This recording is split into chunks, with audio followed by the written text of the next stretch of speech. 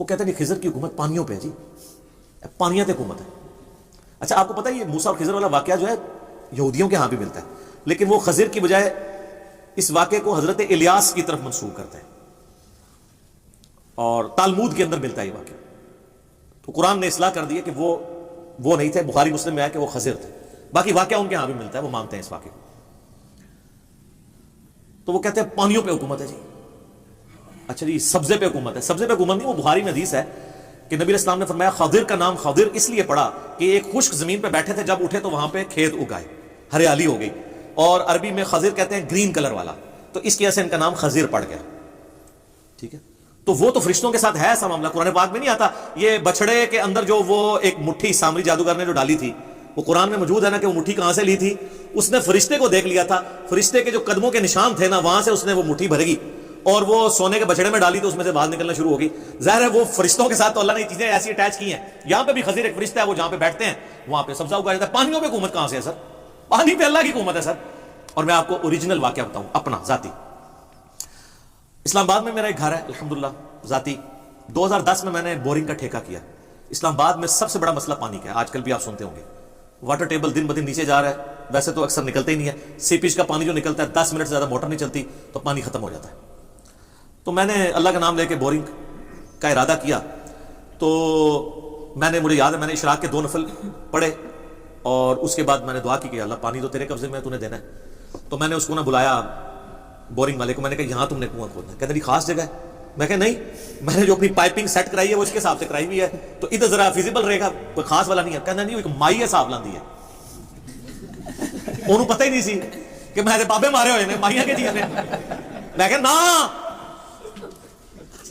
مائی ہے. میں کہا مائیاں چاہیے نہیں. اچھا کہنا ایسا اس طرح کرو تسی خواجہ خضر دے نام دا نا ایک بکرا دے دو تو پانی تھوڑا نکل آئے گا. یہ وہ بندہ ہے جس نے این ڈی یونیورسٹی، یہ جو یونیورسٹی ہے نسٹ یونیورسٹی اسلام آباد میں، اس کے 50 بور اس بندے نے نکالے. میں سب سے بڑے لیول کا اس کا کاروبار ہے. داڑھی رکھی ہوئی اور عقیدہ آپ دیکھیں. کہتے جی خواجہ خضر دی پانیاں تے حکومت ہے تو انہوں نے نا دا بکرا دیو تو انشاءاللہ پانی نکلے گا. اور میں کہا خضر ہوئے یا کوئی بڑے تو بڑا انسان اپنا پیشاب نہیں روک سکتا، میرا پانی کوئی روک سکتا ہے؟ اللہ نے اگر منو دینا ہے. وہ کامنا شروع ہو گیا، اس کو کانفیڈنس لیول نظر ہی آیا تھا. انہوں پتہ ہی نہیں سی. کہنا جی ہوں تو تھوڑا پانی نکل نہیں لکھا لو میرے کو. اچھا جی میں کہا یار تو اللہ تعالیٰ لے کے شروع کر. تو 40,000 پہ ٹھیکہ سیٹ ہوا کہ 200 فٹ جائے گا وہ، اور 40,000 پہ، کیونکہ وہاں پہ 70-80 فٹ پہ پانی سیپیج کا نکل آتا تھا اور 120 فٹ پہ تھوڑا بہت پانی آ جاتا تھا. تو میں نے کہا 200 فٹ کرواؤں گا.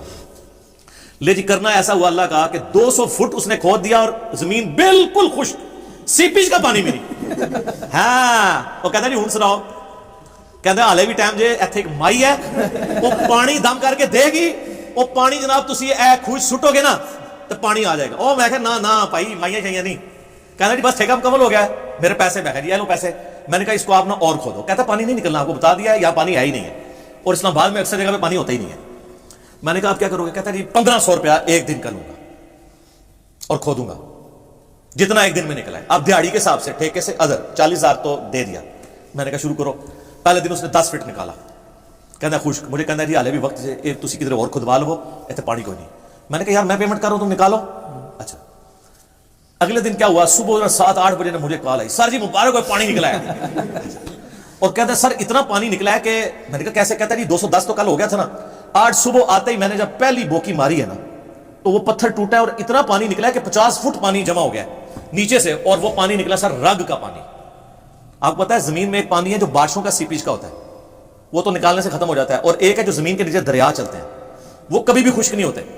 جیسے کہ اگر آپ کو کھال میں سوئی چباؤں نا تو تھوڑی دیر بعد خون نکلنا بند ہو جائے گا، لیکن اگر کہیں نس میں سوئی لگ جائے فوارہ پھوٹے گا. وہ فوارہ پھوٹا تھا جو 50 فٹ کھڑا ہو گیا.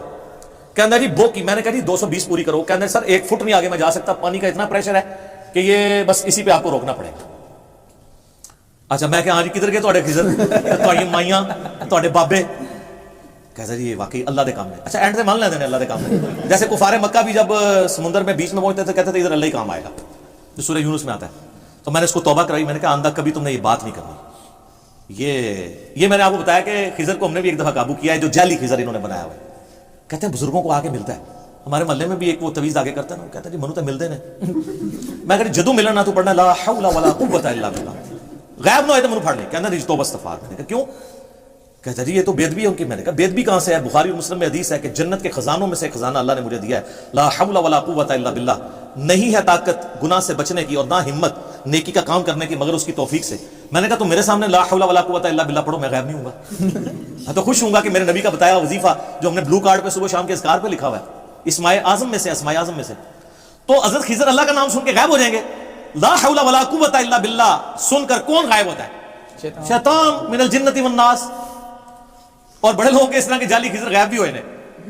ایک اوریجنل واقعہ مجھے بندے نے بتایا, اس نے کہا جی اس طریقے سے ہم نے ایک بندے کو وظیفہ بتایا, وہ کہتا جی وہ داتا صاحب انہوں راوی دے پلتے روزانہ ملتے ہیں.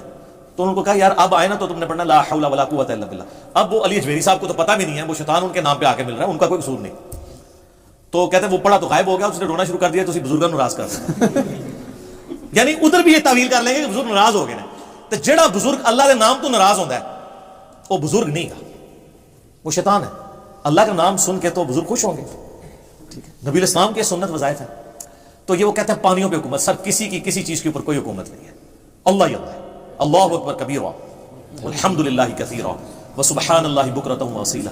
سر وہ 10 فٹ کے فاصلے پہ ایمان اور کفر تھا میرے اس بورنگ کے, پانی تو نکلنا ہی تھا, وہ خضر یا بائی یا بابے کے کھاتے میں ڈال جانا تھا.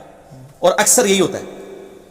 میرے ایک بڑے قریبی جاننے والے ہیں, وہ انگلینڈ سے ٹکٹ کٹا کے پاکستان آئے. ان کو خواب میں, ان کی اولاد نہیں تھی, تو خواب میں اشارہ ہوا کہ فلاں بزرگ کے دربار پہ جاؤ تو اللہ تمہیں بیٹا دے دے گا.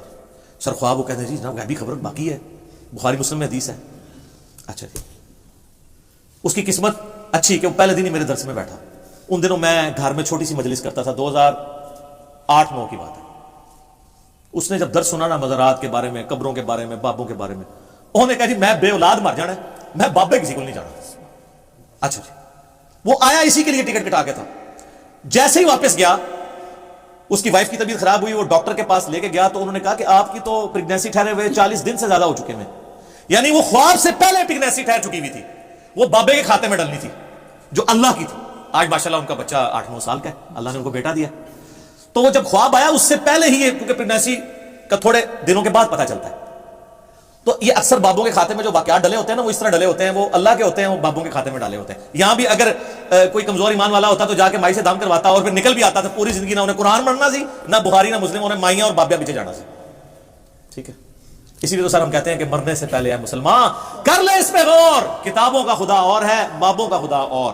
ہم آپ کو کتابوں کے خدا کا تعارف کروا رہے ہیں, اور جب آپ غور کریں گے تو آپ جھوم کے کہیں گے, ضرور کہیں گے کیا کہ نہ میں بابی, نہ میں بابی, میں ہوں مسلم علمی.